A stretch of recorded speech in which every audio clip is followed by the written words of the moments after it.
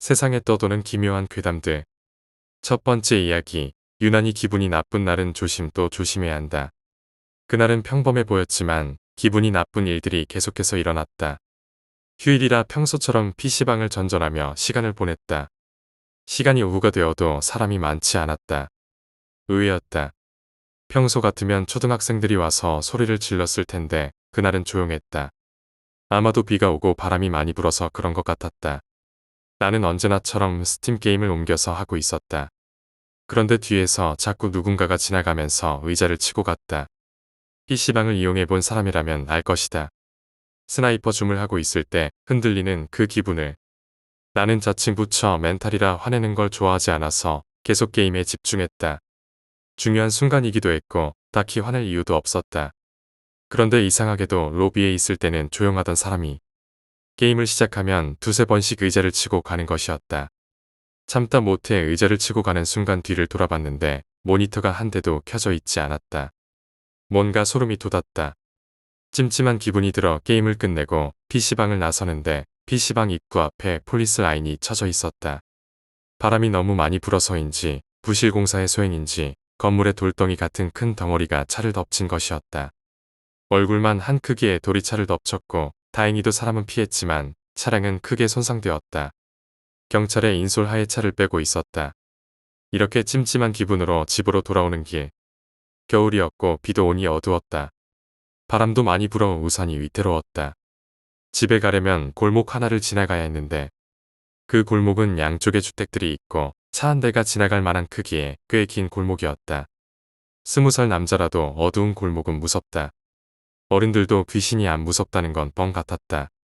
우산을 들고 바람을 막으며 골목을 지나가는데 골목은 가로등이 많이 있는 편이 아니었다. 가로등은 띄엄띄엄 있었고 사람이 가까이 다가가면 켜지는 식이었다. 원래 그랬어야 했는데 그날은 웬일인지 모든 가로등이 켜져 있었다. 오 개꿀 이러면서 가로등을 지나가는데 지나가면 가로등이 깜빡거렸다. 이게 오류인지 고장 난 건지 모르겠지만 깜빡거리는 가로등은 나를 불안하게 했다. 어두운 골목에서 깜빡거리는 가로등을 지나치며 공포에 사로잡힌 나는 황급히 빠져나왔다. 이렇게 기분이 나쁜 일이 이어지다 보니 집에 도착했을 때도 불안감이 가시지 않았다. 내 아파트에 도착했을 때는 이미 어둡고 복도에는 불빛이 거의 없었다. 그나마 복도에 있는 시계와 엘리베이터 불빛이 나를 반겨주었다. 아파트 현관에 들어서면 언제나 1층에 도착한 빈 엘리베이터가 있었다. 현관에 도착하자마자 열리는 빈 엘리베이터는 항상 나를 기다리고 있었다. 평소에는 대수롭지 않게 여겼지만 그날은 새빨간 글씨로 적힌 4시 44분의 전자시계와 빈 엘리베이터를 보니 소름이 끼쳤다. 나는 1층에 살고 있어서 엘리베이터를 탄 적이 없었는데 그 엘리베이터가 항상 빈 채로 1층에 도착해 있었다. 집에 들어가기 위해 계속 문이 열린 엘리베이터를 지나쳐 비밀번호를 입력하고 문을 열었는데 하루 종일 찜찜하고 소름이 돋는 기분에 이건 너무하다 생각했다. 밤이 되고 잠을 자려고 했지만 나는 원래 잠을 깊이 자지 못하고 귀가 예민한 편이었다. 잠이 오지 않자 목이 마르기 시작했다. 가족들은 다 자고 불은 모두 꺼져 있었다. 문을 열자 밖에 가로등 불빛만이 실루엣을 만들어냈다. 그 실루엣 속에서 인간의 형상을 한 무언가가 보였다. 순간 소름이 또 끼쳤다. 얼굴 모양도 있고 상체와 하체까지 보였으니 5초간 가만히 있다가 불을 켜보니 벽시계에 걸려있는 빨래였다. 운동기구를 사도 결국 빨래 건조대에 불과한 것이었다. 마지막까지 기분이 나쁜 일이 계속되자 나는 피곤해서 결국 잠들었다. 나는 한 번도 가위에 눌려본 적이 없었지만 그날 새벽에 눈이 떠졌다. 왜 그랬는지 모르겠지만 갑자기 정신이 멀쩡해졌다. 그런데 문제가 생겼다. 가위라는 것을 처음 경험한 것 같았다. 몸이 움직이지 않자 공포가 치솟기 시작했다. 눈은 돌아가는데 다른 것은 움직이지 않는 그 공포의 등에서 식은땀이 흘렀다. 이게 가위라는 거구나. 큰일 났다 생각하며 옆에서 자고 있는 동생을 간신히 보았다. 동생이 갑자기 일어나더니 나를 가만히 10초 정도 바라보았다. 나 좀 깨워줘 생각했지만 갑자기 동생의 입이 양옆으로 찢어지고 눈도 길게 찢어지며 노랗게 빛나고 얼굴 주변에 털이 자라며 뿔이 났다. 그때가 가장 무서웠다. 그렇게 변한 동생은 내 몸 위로 올라타더니 끔찍하게 생긴 눈으로 나를 바라보았다. 그 조용하고 길었던 침묵의 시간 속에서 나는 눈을 감았다. 다시 눈을 떠보니 아침이 되었고 몸을 움직일 수 있었다. 물론 동생은 옆에서 자고 있었다. 그 일이 있은 후 나는 2일 동안 동생이 아닌 것 같아 혼자 쫄랐다. 지금은 다시 가위도 눌리지 않고 무섭지도 않다. 엘리베이터가 열릴 때마다 혹시 있을 영혼에게 인사도 한다. 그럴 때 진짜 사람이 나오면 그때가 더 무섭다. 두 번째 이야기, 일본에서의 실화 괴담. 나는 일본 유학생이었다. 유학 중에 겪은 실화를 이야기해보겠다. 친한 친구가 학교에 나오지 않아. 안 와? 라고 문자를 보냈다. 그 친구는 몸이 좋지 않다고 답장을 보냈다. 그래서 집에 찾아가 보니 역시나 알아누워 있었다. 열도 나는 것 같아 1시간쯤 지켜보다가 측은지심이 들어 같이 병원에 갔다. 병원에서 약을 받고 해열 주사를 맞고 나왔다. 오는 길에 매일 가던 식당에 들렀다. 그 식당은 내가 3년쯤 다니던 곳으로 늘 시키던 규동을 주문했다. 주인 아주머니는 가끔 밥을 공짜로 주기도 했고 우리가 갈 때마다 기운찬 한마디씩 해주시던 분이었다. 그런데 그날은 주인 아주머니가 친구를 평소와 다르게 이상하게 쳐다보았다. 미간에 주름이 살짝 보였다. 나는 아파 보이니 걱정하시는군 하며 대수롭지 않게 생각했다. 밥을 다 먹고 나가려는데 아줌마가 친구를 데려다주고 다시 오라고 했다. 알았다고 하고 친구를 데려다주고 식당으로 돌아가니 손님이 많았다. 아줌마가 앉아서 기다리라고 주스를 한 잔 주었다. 한 30분 후 아줌마가 안쪽으로 오라고 했다. 식당 2층이 아줌마의 집이었다. 궁금해서 왜요, 아줌마? 라고 물었더니 아줌마는 친구의 머리에 까마귀가 붙었다고 말했다. 처음엔 무슨 소린가 했는데 일본에서는 귀신이 쉬면 까마귀가 붙었다고 한다. 나는 그래서 머리가 아픈 거군요. 방금 병원에 다녀왔거든요. 라고 말했다. 하지만 아줌마는 붙어서 머리가 아픈 게 아니라 적에 때려서 아픈 거야. 라고 했다. 나는 아줌마, 어떻게 그런 게 보이세요? 라고 물었고 아줌마는 보이니까 얘기하지. 라고 답했다. 나는 불안해져서 그럼 어떻게 해야 하죠? 라고 물었다.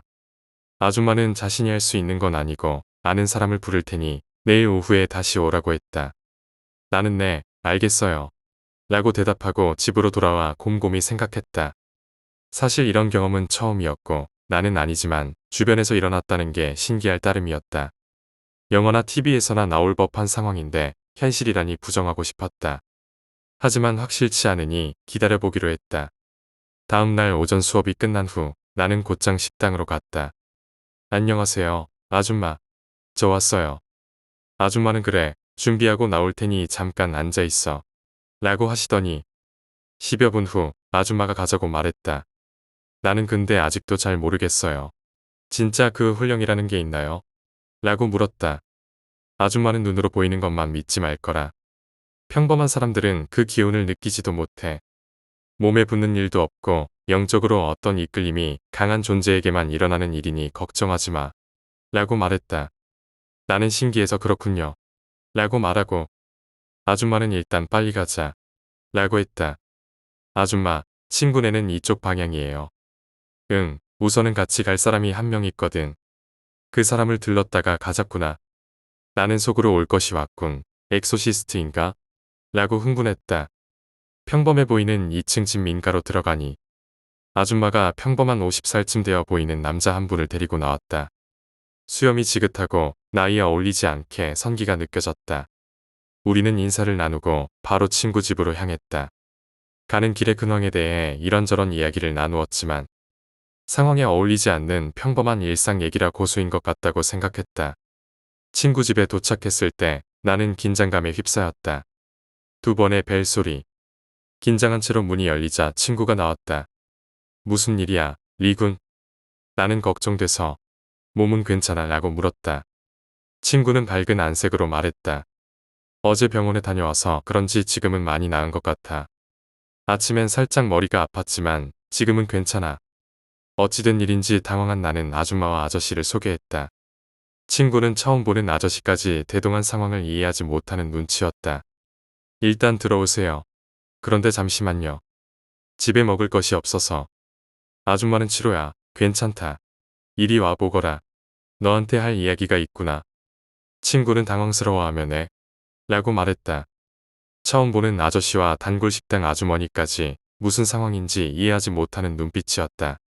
아줌마는 친구에게 자초지종을 설명했다. 대낮에 갑자기 들이닥친 상황에 친구는 어리둥절했다. 아줌마, 저 정말 괜찮은데요. 그냥 몸살 같아요. 어제 이군 덕분에 병원에 다녀와서 지금은 멀쩡해요. 아줌마는 약간 화가 난 말투로 말했다. 지금은 괜찮지. 홀령이 자신을 숨기고 있으니까. 어제 들었던 귀신 등급 이야기가 생각나며 이 아저씨의 기운 때문에 숨어든 것이 아닐까 하는 추측이 들었다. 친구는 믿지 못하는 듯 에이, 괜찮다니까요. 세상에 그런 게 어디 있어요. 라고 말했다. 아줌마는 정말 진지하게 말했다. 귀신은 자신보다 위에 존재나 해가 될 것 같은 존재를 마주치면 당장 숨기 마련이야. 어리석은 짓 하지 말고 아줌마가 시키는 대로 하렴. 지금 하지 않으면 나중에 큰일이 될 수 있어. 아줌마의 진지한 말투에 친구는 사태의 심각성을 깨닫고 다급히 목소리가 떨리기 시작했다. 그럼 제가 뭘 해야 하나요? 처음 만난 친구를 두고 주변을 살피던 아저씨가 드디어 입을 열었다. 잠시 실례 좀 하겠습니다. 아저씨는 주변을 살피고 이것저것 만져보며 탐색하기 시작했다. 일본에서도 퇴마사나 음향사 같은 직업이 있다. 이 아저씨는 평범해 보이지만 퇴마사일 가능성이 높다고 생각했다. 행동 하나하나를 주의 깊게 지켜봤다. 긴장되는 순간 아저씨가 입을 열었다. 두 분은 잠시 나가 계시는 게 좋을 것 같습니다. 나는 어떤 이유인지 궁금했지만 친구는 멘붕한 얼굴로 포기한 듯 보였다. 나는 어떤 일이 벌어질지 너무 궁금했다. 아저씨는 도중에 이놈이 어디로 다시 들어갈지 모르니 일단 주변을 뽕해놔야겠다. 라고 말했다. 봉하다. 봉인술 진심 놀랐다. 실제로 이런 게 있을 줄이야. 아주머니가 옷깃을 잡아당기며 말했다. 어쩔 수 없죠. 나는 친구 얼굴을 한번 훑어보고 나갔다. 밖으로 나와서 아줌마에게 물었다. 아줌마, 진짜 그 영이 있나요? 저 아저씨는 어떻게, 아니 아줌마는 또 어떻게 그런 걸 깨우치게 됐어요? 나는 한꺼번에 여러 가지 질문을 쏟아냈다. 아줌마는 살짝 미간을 좁히며 말했다. 리군, 앞서 말했지만 사람은 자신이 겪고 본 것만 믿지. 내가 무슨 말을 해도 너는 그냥 재미있고 신기하게 듣기만 할 뿐 믿지 않을 거야. 그리고 지금은 나도 집중해야 하니까 잠시 옆에 떨어져 있거라. 아줌마의 말이 전곡을 찔렀다. 나는 24년의 삶 동안 세상에 이런 일이 있을 거라곤 생각도 못했고 또 나는 아니지만 매우 가까운 주변에서 일어나는 일이 사실 신기하고 호기심이 넘쳤다. 안에서 무슨 일이 벌어질지 너무 알고 싶었지만 나는 조용히 모든 신경을 곤두세우고 안에서 벌어질 일을 짐작해 보았다. 세 번째 이야기, 절대로 가서는 안 되는 장소. 이 이야기는 내가 고등학교 2학년 때 체험한 이야기다. 조금 길지만 끝까지 들어주길 바란다. 나는 주현 NC에 살고 있었다. 그 당시 나는 친구와 함께 심령 스팟에 가는 것을 즐겼다. 친구들에게 그런 경험을 이야기하는 것도 좋아했다. 주위의 반응은 겨우 2명이서 그런 곳에 잘도 갔네. 또는 너희 정말 굉장해. 라는 것이었고 나는 그런 말을 들을 때마다 기분이 좋았다. 그래서 새로운 심령 스팟 정보를 구하거나 선배의 차를 타고 막차를 타고 돌아가거나 아침이 되어야 집에 돌아가는 일이 자주 있었다. 하지만 그런 곳을 돌아다녀도 아무 일도 일어나지 않으니 점차 친구들이나 나도 지루해졌다. 그러던 중 친구 Y가 기쁜 얼굴로 나에게 다가와 새로운 정보를 가져왔다고 말했다. Y가 나를 향해 정말 좋은 정보를 구했어. 상급이야. 이라고 말했다. 나는 또 그런 시시한 장소겠지? 저번처럼. 그러자 Y가 나의 말을 끊으며 한마디 했다. 엔단지. 나는 순간적으로 얼굴이 굳어지는 것을 느꼈다. 그곳은 몇 년 전에 주부가 투신 자살을 했다는 소문이 돌았고 1년 전에는 시험 스트레스로 자살한 고등학생이 있었고 올해는 여중생이 자살한 단지였다. 그곳은 진짜로 나쁜 소문이 가득한 단지였다. 지금까지 다녀왔던 장소들은 위험하다, 위험하다 말해도 결국은 헛소문이거나 유명하기만 할 뿐 실제로 가보면 아무것도 아니었다. 하지만 그곳은 적어도 2명이 실제로 죽은 장소였기에 나는 나도 모르게 뒷걸음질을 쳤다. Y는 내 마음을 읽기라도 한 듯 능글맞게 웃으며 나를 바라보았다. 나는 찌질이 취급받기 싫어서 한번 가보자. 라고 말했다. 지금 생각해보면 분위기라는 것은 장소나 건물의 느낌이 아니라 자신의 감성이 만들어내는 것이라고 절실하게 느낀다. 그 단지는 오래되지도 않았고 깜깜하지도 않았으며 평범한 단지였다. 하지만 나는 그곳에서 몇십 명이 죽었다고 해도 이상하지 않을 만큼 기분 나쁜 분위기를 느꼈다. Y의 옆모습을 보니 아마도 나와 같은 생각을 하고 있는 것 같았다. Y는 내 생각을 읽었는지 뭐야, 생각보다 평범하잖아. 얼른 해치우자. 라고 말하며 단지로 들어갔다. 자살 현장은 아마도 옥상이었겠지만 옥상에는 올라갈 수 없었다. 어쩔 수 없이 단지를 빙빙 돌며 너를 좋아하는 사람이 있을까? 나는 지난번 다과회에서 한 명 먹었지롱. 이런 이야기를 하고 있었다.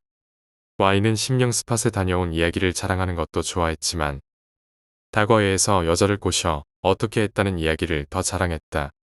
뭐 어차피 또 심령 스팟 이야기로 꼬셔냈겠지. 불성실한 놈 같으니.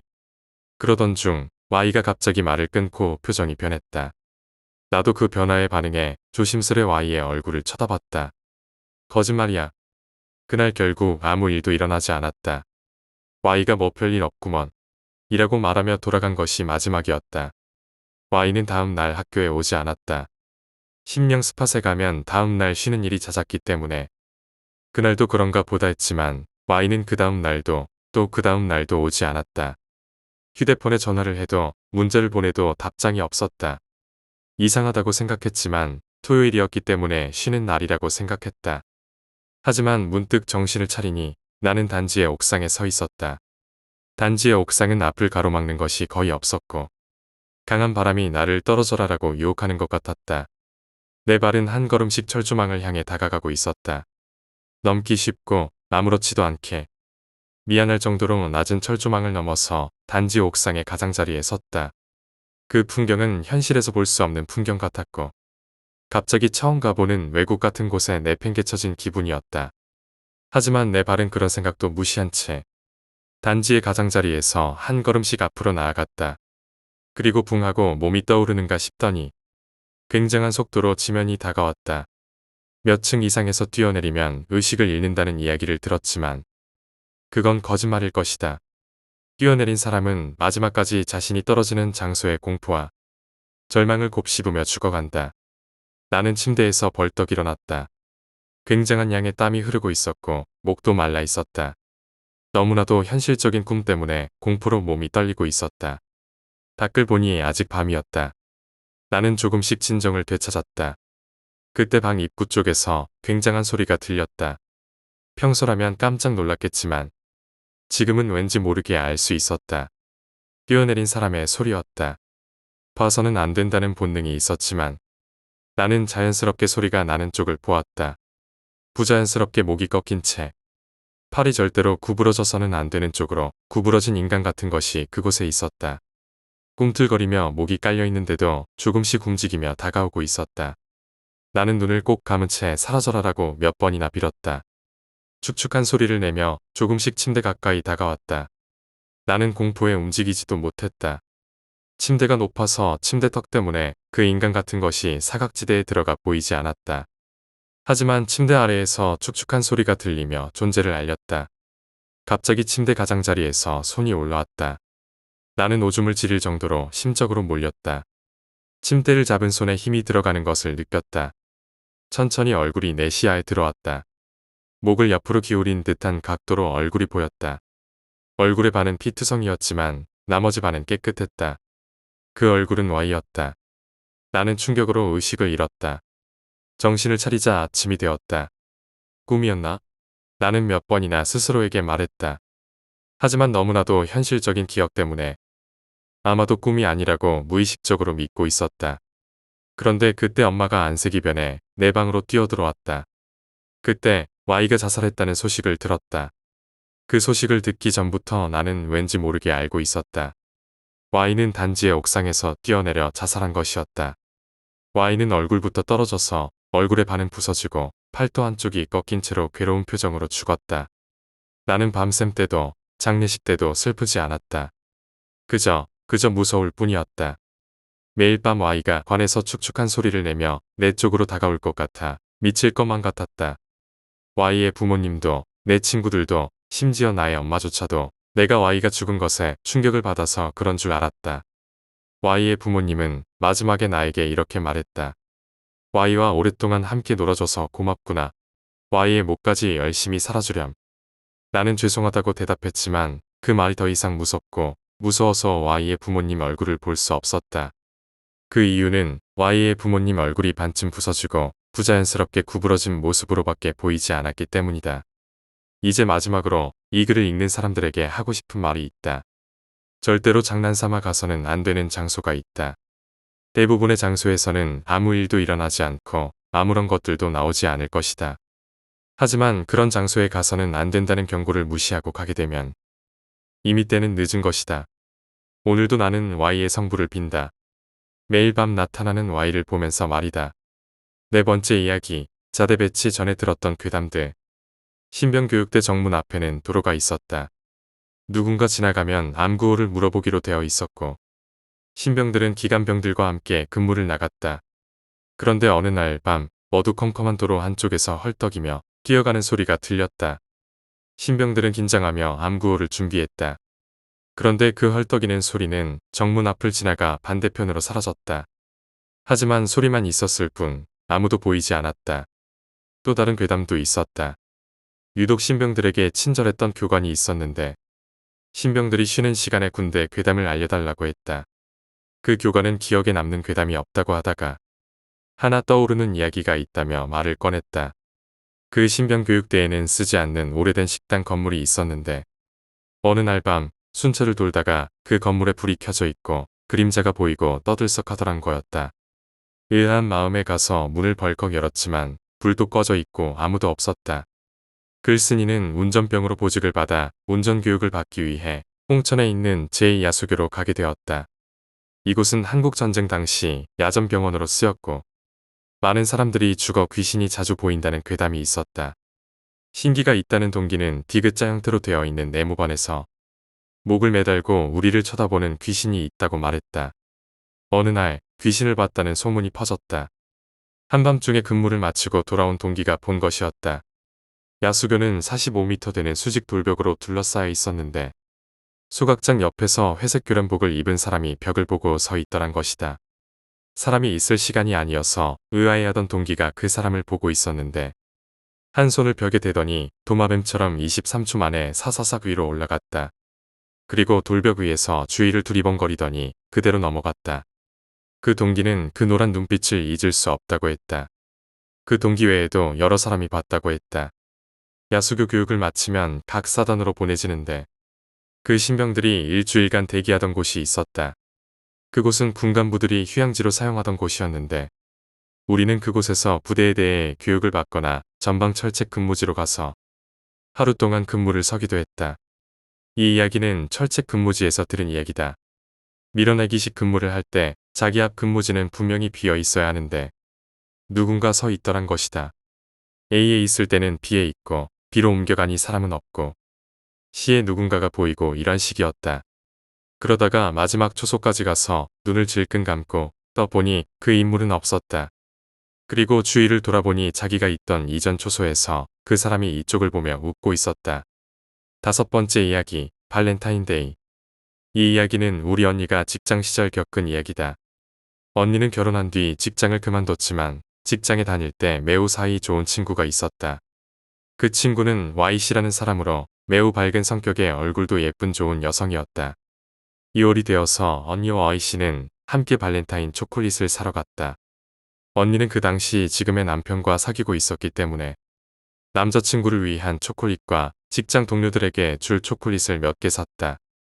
그런데 Y씨가 산 초콜릿 중에서 싸 보이는 것들 사이에 비싼 게 딱 하나 섞여 있었다.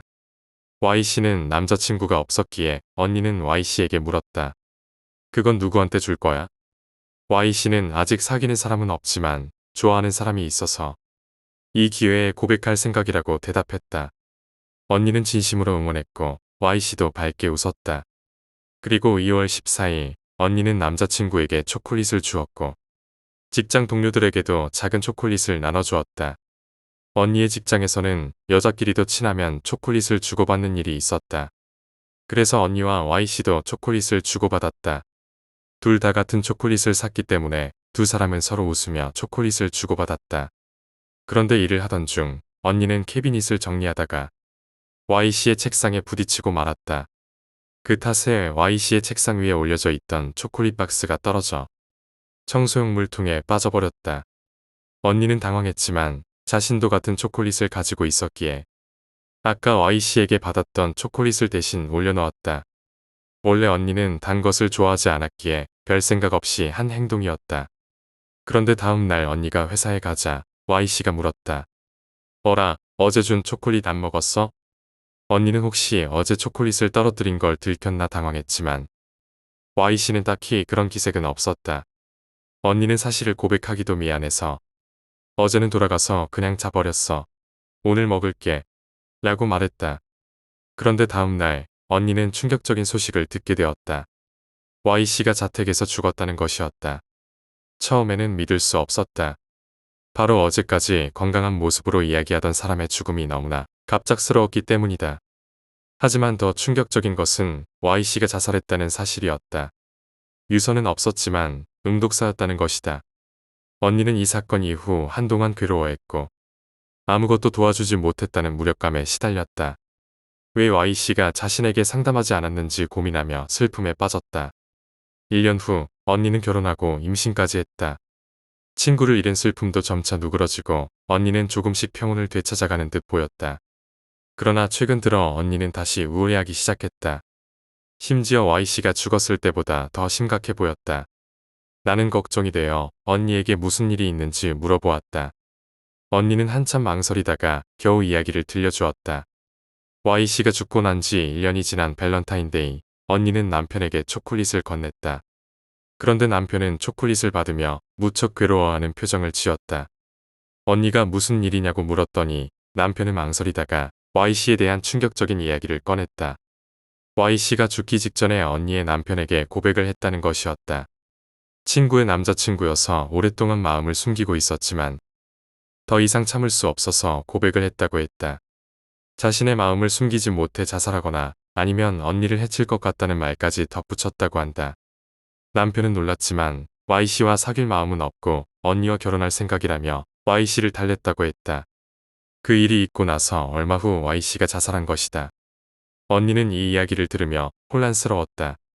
Y씨의 자살 이유가 남편에게 차였기 때문이었을까? 언니는 자책감에 빠져 무슨 위로의 말을 해야 할지 몰랐다.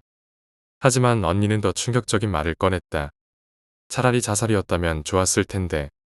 언니는 Y씨가 죽기 전 발렌타인데이에 있었던 일을 떠올렸다. Y씨가 초콜릿 안 먹었어?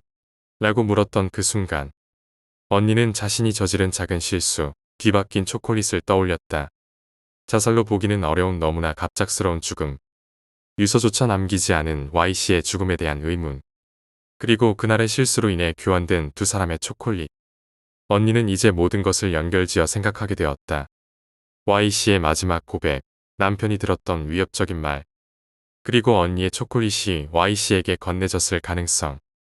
나는 언니를 진정시키려 했다. 이미 끝난 일이며 무엇이 진실인지는 알 수 없다고. 하지만 그 추측이 맞다면 언니가 겪어야 했을 고통은 상상할 수 없었다. 언니는 결국 이 이야기를 털어놓고 나서도 긴 시간을 우울함에 시달렸고 나는 그저 옆에서 언니를 지켜보며 위로해주는 것밖에 할 수 없었다. 언니의 뱃속에 있는 조카에게도 안 좋은 영향이 갈까봐 더욱 걱정이 되었다. 진실이 무엇인지는 아무도 알 수 없다. 하지만 이 추측이 맞다면 언니는 정말로 너무나도 불행한 상황에 처한 것이다. 나는 언니가 이 고통을 잘 이겨내길 바라며 늘 곁에서 지켜보았다. 시간이 지나면서 언니는 조금씩 그 일을 잊어가고 있었지만 그날의 밸런타인데이는 언니에게 평생 지울 수 없는 상처로 남았다. 결국 우리는 모두 그렇게 생각할 수밖에 없었다. 어쩌면 어떤 일들은 영원히 비밀로 남아야 하는지도 모른다. 그리고 때로는 진실을 모르는 것이 더 나을 수도 있다. 언니는 시간이 지나면서 조금씩 평온을 되찾았지만 그날의 사건은 여전히 언니의 마음속 깊은 곳에 자리 잡고 있었다.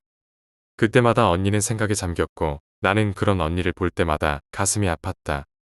결혼 생활은 무난히 이어졌고 언니는 아기를 낳아 행복한 가정을 꾸리려고 노력했다.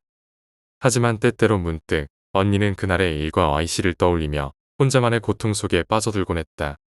어느 날 언니와 나는 차를 마시며 조용히 대화를 나누고 있었다. 그날의 이야기가 다시 나올 줄은 몰랐다.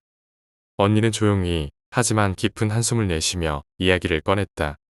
너도 알다시피 난 그때 정말 힘들었어. Y의 죽음이 나 때문인 것 같아서. 나는 언니의 손을 잡고 위로했다. 언니, 그건 언니 잘못이 아니야. 누구도 그 일을 예측할 수 없었잖아. 언니는 고개를 끄덕였지만 여전히 눈에는 깊은 슬픔이 깃들어 있었다. 그래, 이제는 그게 나 때문이 아니었다고 생각하려고 해. 하지만 마음속에 계속 그게 남아있어. 마치 Y가 나에게 뭔가를 말하려고 하는 것 같아. 나는 언니를 더 이상 고통스럽게 만들고 싶지 않았지만 언니가 말하고 싶어 한다는 걸 느꼈다. Y가 뭐라고 말하려는 것 같아. 언니는 잠시 망설이다가 조용히 말했다. 그게 꿈에서 Y를 본 적이 있어. 몇 번이나. 처음에는 그냥 평범한 꿈인 줄 알았는데 매번 같은 말만 반복해. 초콜릿을 먹지 말았어야 했어라는 말이야. 나는 소름이 돋았다. 언니가 그 말을 할 때 그녀의 얼굴에는 깊은 고뇌와 불안이 묻어 있었다. 언니, 그건 그냥 꿈일 뿐이야. 그 꿈이 언니에게 더 이상 상처를 주게 두지 마. 언니는 고개를 끄덕이며 미소 지으려 했지만 그 미소는 어색하고 슬퍼 보였다. 이제는 다 잊으려고 노력할게. 나도 남편과 아기를 위해서라도 이제 그만두고 싶어. 그 이후로 언니는 더 이상 그 이야기를 하지 않았다. 하지만 나는 알고 있었다. 그날의 일은 언니에게 결코 완전히 잊혀지지 않을 거라는 것을. 그리고 그 사건은 우리 가족 모두에게, 특히 언니에게 영원히 잊지 못할 상처로 남아 있었다. 그렇게 언니는 자신의 삶을 꾸려가며 일상 속에서 그 고통을 묻어두고 살았다. 우리 가족은 언니가 이겨내기를 바랐고 언니 역시도 자신의 아픔을 가족에게 보여주지 않으려 했었다. 그러나 나는 여전히 언니가 밤마다 그 꿈에서 깨어나 Y의 말을 떠올릴 때가 있을 거라 생각한다. 그리고 언니는 그 말을 들을 때마다 자신이 과거에 저지른 작은 실수가 얼마나 큰 영향을 미쳤는지를 되새기며 그 고통을 가슴에 묻고 살고 있을 것이다. 세상에는 알지 못하는 것이 더 나은 일들이 있다. 그리고 진실이 항상 밝히기만 한 것은 아니라는 것을 우리는 그 사건을 통해 배웠다. 어떤 기억들은 시간이 지나도 사라지지 않으며 그 상처는 우리 삶의 한 부분으로 남아있다. 하지만 그럼에도 불구하고 우리는 살아가야 한다. 그 기억들과 함께, 그리고 그 상처들을 안고도. 언니는 그렇게 살아가고 있다. 그리고 나는 언제나 그녀의 곁에서 그 모든 것을 함께 견뎌내고 있다.